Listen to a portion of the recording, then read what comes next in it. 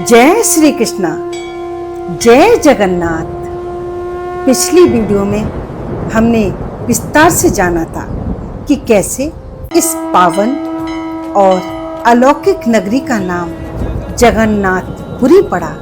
लेकिन आज हम पुरी के इतिहास के उस सबसे गहरे, सबसे गुप्त और दिव्य रहस्य के पन्नों को पलटने जा रहे हैं, जिसे सुनकर बड़े से बड़े वैज्ञानिकों के भी रोंगटे खड़े हो जाते हैं।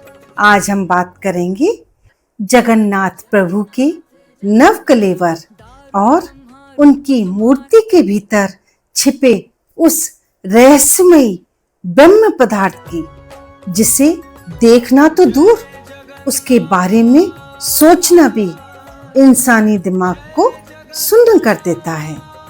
क्या होगा यदि कोई इंसान अपनी जिज्ञासा को रोक ना पाए एवं भगवान के उस सबसे बड़े रहस्य को अपनी आंखों से देख ले? क्या सच में ऐसा करने वालों की आंखों की रोशनी हमेशा के लिए चली जाती है? क्या इतिहास में कोई ऐसी सच्ची घटना घटी है जब किसी ने इसे देखने की हिम्मत की और उसका अंजाम बेहद डरावना रहा? आज की इस स्पेशल वीडियो में हम आपको उस ब्रिटिश काल के सरकारी दस्तावेज का सबूत भी दिखाएंगे, जिसमें इस खौफनाक दिव्य रहस्य का सच छुपा हुआ है। वीडियो को अंत तक जरूर देखिएगा, क्योंकि आज का यह रहस्य आप सभी के होश उड़ाने वाला है। तो दोस्तों, हिंदू धर्म में भगवान जगन्नाथ को एक जीवित देवता माना जाता है। जैसे एक आम इंसान बूढ़ा होता है, बीमार पड़ता है और फिर अपना शरीर त्याग कर नया शरीर धारण करता है, ठीक उसी तरह जगन्नाथ प्रभु भी एक निश्चित समय के बाद अपना शरीर बदलते हैं। पूरी मंदिर की परंपरा के अनुसार जब भी हिंदू कैलेंडर में आषाढ़ के महीने में अधिक मास यानी लौड़ का महीना आता है, यानी कि जब एक ही साल में 2 आषाढ़ के महीने पड़ते हैं, तब प्रभु का नवकलेवर किया जाता है। यह समय आमतौर पर हर 8, 12 या 19 साल में एक बार आता है। नवकलेवर का सीधा सा मतलब है नया शरीर। इस अनुष्ठान के दौरान जगन्नाथ प्रभु उनके बड़े भाई बलभद्र, बहन सुभद्रा और सुदर्शन चक्र की पुरानी लकड़ी की मूर्तियों को विसर्जित करके नए नीम के पेड़ों की लकड़ी से तैयार की गई नई मूर्तियों में बदला जाता है।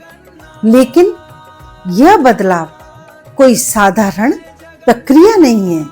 इसकी शुरुआत होती है वन जाग यात्रा से, जिसमें मंदिर के मुख्य सेवादार यानी दैतापति जंगल जंगल जाकर उन विशेष नीम के पेड़ों की खोज करते हैं, जिनमें शंख, चक्र, गदा और पद्म के दिव्य लक्षण मौजूद होते हैं।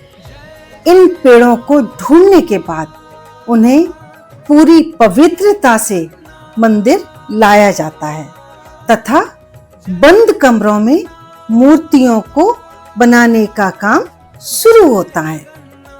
मूर्तियां तो बनकर तैयार हो जाती हैं, लेकिन सबसे बड़ा और मुख्य अनुष्ठान होता है ब्रह्म परिवर्तन, यानी पुरानी मूर्ति से दिव्य आत्मा को निकालकर नई मूर्ति में स्थापित करना।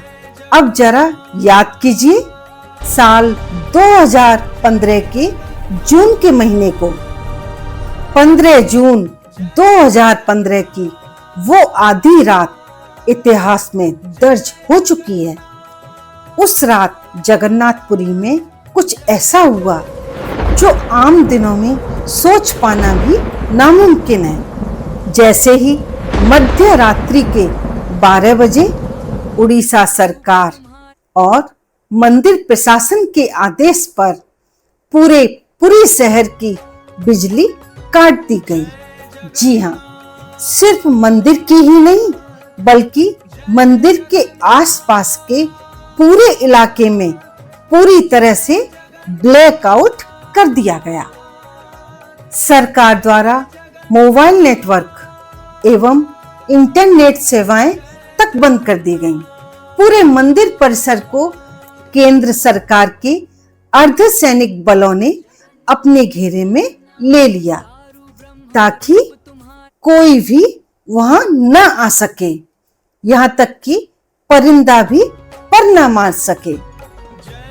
मंदिर के अंदर केवल और केवल सन्नाटा और घना डरावना अंधेरा, क्योंकि उसी अंधेरे गर्भगृह में वो गुप्त रहस्य छिपाता, वो गुप्त रस्म होने जा रही थी जिसे ब्रह्मांड का सबसे बड़ा दिव्य रहस्य माना जाता है। लेकिन दोस्तों, एक बहुत बड़ा सवाल हमारे सामने आता है कि आखिर भगवान श्री कृष्ण का यह धड़कता हुआ दिल, जिसे आज हम ब्रह्म पदार्थ कहते हैं, वो सबसे पहले इस पुरी में आया कैसे, एवं पुजारियों की आंखों पर पट्टी बांधने का यह रहस्यमयी नियम कहां से शुरू हुआ। इस रहस्य को जानने के लिए हमें चलना होगा हजारों साल पीछे राजा इंद्रधुम्न के काल में। पौराणिक कथाओं के अनुसार मालवा के राजा इंद्रधुम्न भगवान विष्णु के परम भक्त थे। जब उन्हें पता चला कि उत्कल यानी उड़ीसा में भगवान विष्णु अपने सबसे गोपनीय रूप नील माधव के रूप में प्रकट हुए हैं तथा वहां के कबीले के लोग उनकी गुप्त पूजा करते हैं, राजा इंद्रधुम्न ने नील माधव की खोज के लिए अपने सबसे बुद्धिमान मंत्री और ब्राह्मण विद्यापति को चारों दिशाओं में भेजा। खोज करते करते विद्यापति उड़ीसा के एक घने जंगल में पहुंचे जहां सवर कबीले के लोग रहते थे। उस कबीले के मुखिया थे विश्वासु, जो नील माधव के सबसे बड़े भक्त थे एवं रोज गुफा में जाकर उनकी गुप्त पूजा करते थे। विद्यापति ने चालाकी से काम लिया। उन्होंने नील माधव का पता लगाने के लिए विश्वासु की सुंदर पुत्री ललिता से प्रेम विवाह कर लिया। विवाह के बाद विद्यापति ने अपनी पत्नी ललिता से बार बार कहा, मिन्नतें की कि वह अपने पिता से कहकर उन्हें नील माधव के दर्शन करवा दे। बेटी के बार बार जिद करने पर विश्वासु आखिरकार मान गए, लेकिन उनकी एक कड़े नियम की शर्त थी। वह विद्यापति को नील माधव की गुप्त गुफा तक आंखों पर पट्टी बांधकर ही ले जाएंगे ताकि रास्ता हमेशा गुप्त रहे। चतुर विद्यापति ने यहाँ एक चाल चली। उन्होंने गुफा के रास्ते में चुपके से अपनी पोटली से सरसों के बीज गिरा दिए। कुछ समय बाद जब बारिश हुई तो उन बीजों से छोटे छोटे पौधे उगाए तथा नील माधव की गुफा का रास्ता हमेशा के लिए उजागर हो गया। इसी रास्ते से राजा इंद्रधुम्न वहां पहुंचे, लेकिन जैसे ही राजा पहुंचे नील माधव वहां से अंतर्ध्यान हो गए। बाद में आकाशवाणी हुई कि राजा को पुरी के समुद्र तट पर बहता हुआ एक विशाल लकड़ी का लट्ठा मिलेगा जिससे मूर्तियां बनेंगी तथा उसी के अंदर इन नील माधव यानी श्री कृष्ण के दिल ब्रह्म पदार्थ को स्थापित किया जाएगा। और दोस्तों, यही वजह है कि आज भी जब नव कलेवर में ब्रह्म पदार्थ बदला जाता है तो पुजारियों की आंखों पर ठीक वैसी ही पट्टी बांधी जाती है जैसी विश्वासु ने विद्यापति की आंखों पर बांधी थी। और दोस्तों, इस कहानी का सबसे चौंका देने वाला मोड़ तो अब आता है। विद्यापति और ललिता की शादी से जो संतानें हुई उन्हीं के वंशज आज जगन्नाथ मंदिर के मुख्य सेवादार हैं, जिन्हें दैतापति कहा जाता है। यानी आज के ये पुजारी आधे ब्राह्मण तथा आधे सवर आदिवासी कबीले के वंशज हैं। यही वजह है कि जब भगवान जगन्नाथ बीमार पड़ते हैं या उनका नव कलेवर शरीर बदलना होता है तो मंदिर के ब्राह्मण पुजारी पीछे हट जाते हैं एवं विश्वासु के कबीले के ये दैतापति वंशज एक परिवार के सदस्यों की तरह भगवान की सेवा करते हैं, उनका अंतिम संस्कार करते हैं तथा उनकी मूर्ति से ब्रह्म पदार्थ को बदलते हैं। यह रिश्ता आज भी पूरी तरह से बना हुआ है।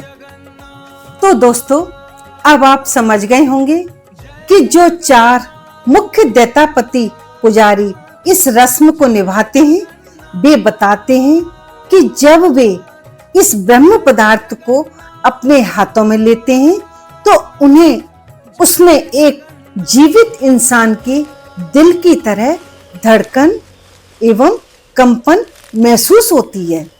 यह अनुभव इतना अलौकिक और दिव्य होता है कि पुजारियों की सुरक्षा के लिए उनकी आंखों पर रेशमी पट्टी बांधी जाती है एवं उनके हाथों पर मोटा कपड़ा लपेटा जाता है। नियम इतने कठोर हैं कि वो पुजारी स्वयं भी अपनी खुली आंखों से उस ब्रह्म पदार्थ को ना तो देख सकते हैं और ना ही छू सकते हैं। कई आधुनिक बुद्धिजीवी तथा नास्तिक लोग इस बात को सिर्फ एक अफवाह या अंधविश्वास मानते हैं। क्या है ब्रह्म पदार्थ का रहस्य? क्या ये सिर्फ एक परंपरा है? आस्था और तर्क की ये बहस सदियों पुरानी है। विज्ञान या विश्वास, सच क्या है? लेकिन दोस्तों, आज हम आपको इतिहास के उच्च सच से सामना कराने जा रहे हैं जिसके सबूत आज भी इतिहास के पन्नों में मौजूद हैं। यह कोई काल्पनिक या मनगढ़ंत कहानी नहीं है, बल्कि ब्रिटिश सरकार के आधिकारिक रिकॉर्ड में दर्ज एक प्रामाणिक घटना है। बात साल 1803 की है, जब अंग्रेजों ने उड़ीसा पर कब्जा किया तथा जगन्नाथ मंदिर का प्रबंधन अपने हाथों में ले लिया। इसके बाद साल 1805 में पुरी के पहले ब्रिटिश कलेक्टर चार्ल्स ग्रोम ने मंदिर के रीति रिवाजों तथा इतिहास पर एक विस्तृत आधिकारिक रिपोर्ट तैयार की। 10 जून 1805 की इस ऐतिहासिक रिपोर्ट में चार्ल्स ग्रोम ने एक ऐसे रहस्य का जिक्र किया जिसे पढ़कर आज भी रोंगटे खड़े हो जाते हैं। ब्रिटिश दस्तावेजों में एक रहस्य का खुलासा हुआ। चार्ल्स ग्रोम ने पुरी के मंदिर का सच तलाशा। ब्रह्म पदार्थ की वो गुप्त और प्राचीन रस्म, क्या यह रहस्य आज भी अनसुलझा है? चार्ल्स ग्रोम की रिपोर्ट के मुताबिक उनके मंदिर आने से कुछ वर्ष पहले, यानी ठीक साल 1790 के नव कलेवर के दौरान मंदिर के एक मुख्य पुजारी के मन में यह देखने की जिज्ञासा जाग उठी कि आखिर वो ब्रह्म पदार्थ क्या है?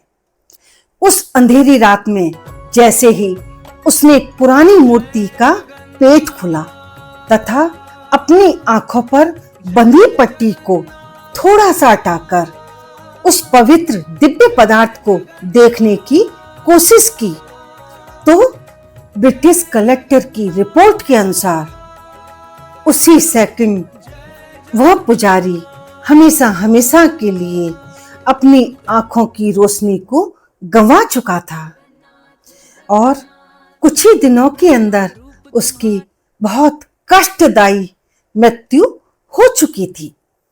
इस ऐतिहासिक दस्तावेज ने हमेशा के लिए यह साबित कर दिया कि यह रहस्य कोई अंधविश्वास नहीं बल्कि एक रहस्यमयी अनकही सच्चाई है। इस घटना के बाद से पुजारियों के बीच ऐसा डर बैठा कि आज तक किसी भी सेवादार ने दोबारा कभी भी अपनी आंखों की पट्टी हटाने की या नियमों को तोड़ने की हिम्मत नहीं की। इस डर का असर हमें साल 2015 में भी देखने को मिला। 15 जून 2015 की रात को जब ब्रह्म परिवर्तन होना था, तब पुजारियों के आपसी विवाद के कारण यह रस्म रात के अंधेरे में पूरी नहीं हो सकी और अगले दिन की दोपहर तक खिंच गई। जब दिन के उजाले में यह रस्म हुई तो पूरी नगरी में हाहाकार मच गया। अफवाहें उड़ने लगी थी कि दिन के उजाले में किसी ने उस ब्रह्म पदार्थ को देख लिया है, अब पुरी पर कोई बड़ा संकट आने वाला है। हालांकि मंदिर प्रशासन ने तुरंत स्थिति को संभाला और यह साफ किया कि भले ही देरी हुई हो, लेकिन गर्भगृह के अंदर पूरी तरह अंधेरा किया गया था और नियमों का पूरा पालन हुआ था। ब्रह्म पदार्थ को नई मूर्ति में डालने के बाद पुरानी मूर्तियों को मंदिर के अंदर ही एक गुप्त शमशान, जिसे कोयली वैकुंठ कहा जाता है, वहां ले जाकर दफना दिया जाता है। इस जगह पर आम जनता का जाना सख्त मना है। इस तरह भगवान जगन्नाथ अपनी पुरानी लीला समाप्त कर नए शरीर में भक्तों को दर्शन देने के लिए तैयार होते हैं। तो दोस्तों, यह था भगवान जगन्नाथ के नवकलेवर एवं उस ऐतिहासिक घटना का सच, जो साबित करता है कि जगन्नाथपुरी में आज भी कोई ऐसी देवीय शक्ति मौजूद है जिसे इंसानी आंखें एवं विज्ञान कभी नहीं समझ सकते। आपको विद्यापति तथा 1790 की यह सच्ची घटना कैसी लगी? क्या आप भगवान जगन्नाथ के इस चमत्कार पर विश्वास करते हैं? यदि आप विश्वास करते हैं तो कमेंट बॉक्स में जय जगन्नाथ लिख करके जरूर बताएं। और यदि आपको हमारी ये छोटी सी जानकारी पसंद आई हो तो प्लीज लाइक एंड शेयर करें, साथ में सब्सक्राइब करना न भूलें और कमेंट जरूर करें। आपसे फिर मिलती हूँ एक नए रहस्य के साथ। तब तक के लिए जय जगन्नाथ, जय श्री राम, जय श्री कृष्णा।